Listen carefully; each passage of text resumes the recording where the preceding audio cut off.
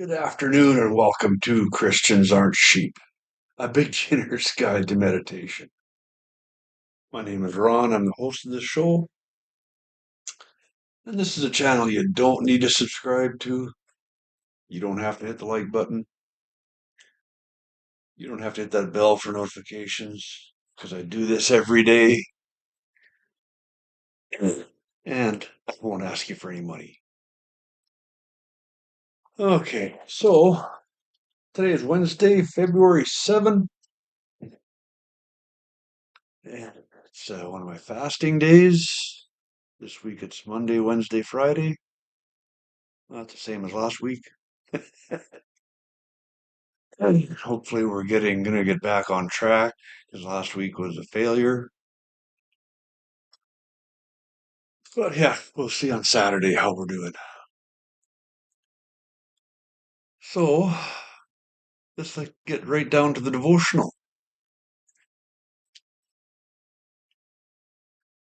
Oh yeah, this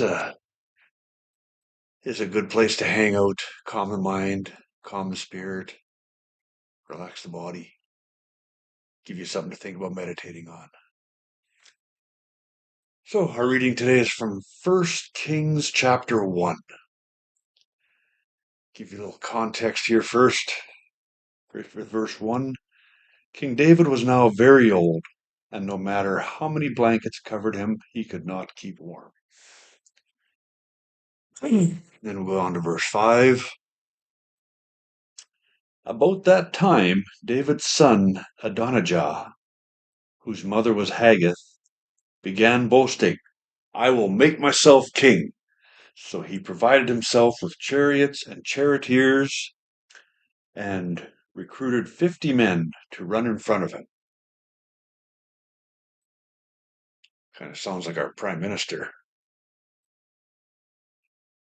And then we'll go on to verse 32 for the reading.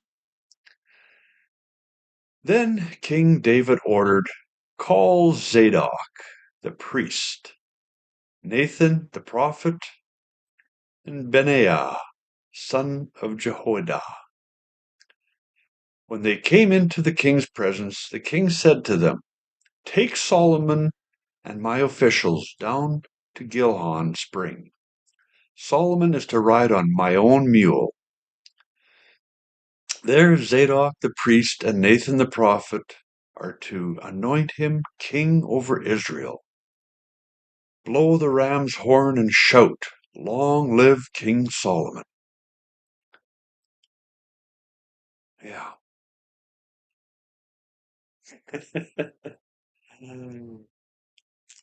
Sounds like there might be a little bit of conflict.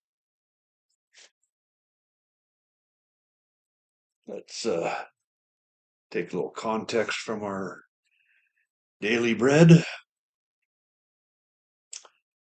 Getting what we want. Aaron Burr anxiously awaited the result of the tie-breaking vote from the U.S. House of Representatives. Deadlocked with Thomas Jefferson in the 1800 race for the presidency, Burr had reason to believe that the House would declare him the winner. However, he lost, and bitterness gnawed at his soul, nurturing grievances against Alexander Hamilton for not supporting his candidacy.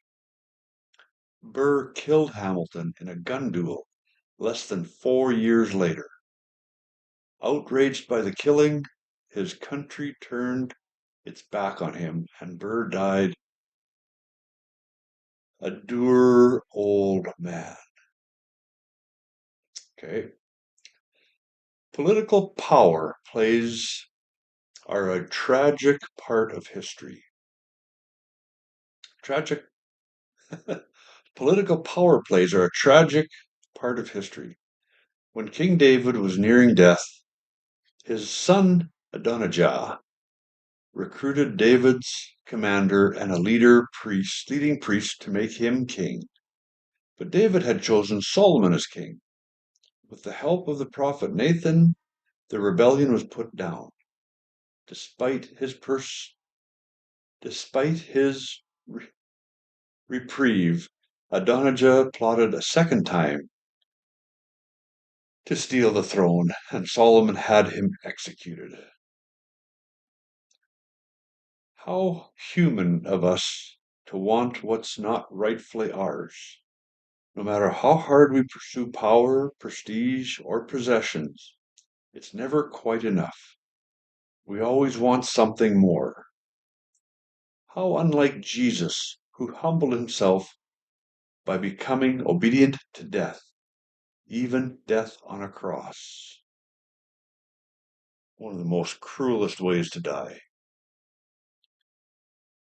Ironically, selfishly pursuing our own ambitions never brings us our truest, deepest longings. Leaving the outcome to God is the only path to peace and joy. Dear God, please help me fill the role you've given me and not to covet more. Help me trust you in everything. Amen. Okay. Stand by. News is coming right up.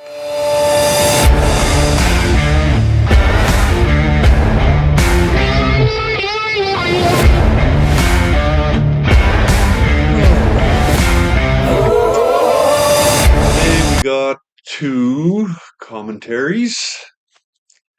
One from the YouTube channel Viva Frey, entitled Political Prisoners. And it really talks about how corrupt is the Canadian federal government. There are still people from the trucker convoy in jail after 2 years. No bail hearings and no trial. And they're held in jail right now on offenses that could accidentally happen to any legal gun owner. They're trivial items. To get the whole story, go to the Viva Frey and check him out. Item number 2 is from the YouTube channel Next Level Gardening. And it's entitled Stopping Backyard Gardening. The global elite climate change people want you to stop gardening. If you grow your own garden, you have a larger carbon footprint. According to them, you hurt the environment if you grow your own tomatoes. Yeah. They're intimating that farmers have a lot less carbon footprint growing huge crops at one time. Maybe so, maybe not. But you need to go to Next Level Gardening, check out the Stopping Your Backyard Garden. It is very enlightening. Knowledge leads to wisdom. Wisdom leads to a calm mind. You have some things to meditate on. God willing, we'll see you tomorrow.